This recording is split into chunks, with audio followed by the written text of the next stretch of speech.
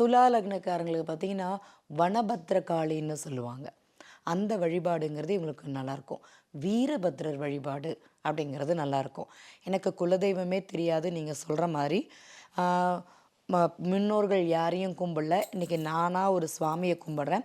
But ஒரு குலதெய்வத்த பிடிச்சுக்கணும் அப்படின்னா, வீரபத்ரர் வழிபாடு துலா லக்னக்காரங்களுக்கு மிக சிறந்த பலனை கொடுக்கும். நீங்க அங்க போயிட்டு ஒரு எலுமிச்சம்பழத்த வாங்கி, வனபத்ரகாளி கோவில் எங்க இருக்குது? வனதுர்க்கை. வனகாளியாகவும் இருக்கலாம், துர்க்கையாகவும் இருக்கலாம். மேக்ஸிமம் இந்த காட்டுக்குள்ள, புதருக்குள்ள இருக்கக்கூடிய அம்மன் கோவில் எதுனாலுமே இவங்க போலாம். சிலருக்கு பார்த்தீங்கன்னா, வீட்டுக்குள்ளேயே கும்பத்த வச்சு, ரூபம் இல்லாம, அந்த கும்பத்துக்கே அலங்காரம் எல்லாம் பண்ணி, மாலை இந்த கை எல்லாமே வச்சு, அவங்களே வழிபாடுங்கிறது பண்ணுவாங்க. நான் பார்த்துருக்கேன். அந்த ஒரு வருஷத்துக்கு ஒரு தடவ தான் அத எடுத்து வச்சு, ஒரு வீட்ல தான் பண்ணுவாங்க. இந்த கும்ப லக்னமும், இந்த ரிஷப லக்னமும் வீட்டிலேயே இருந்து கும்பிடக்கூடிய ஒரு அமைப்பு இருக்கும். இவங்க இதையே பண்ணலாம். தேடி போகணுங்கிறது கிடையாது.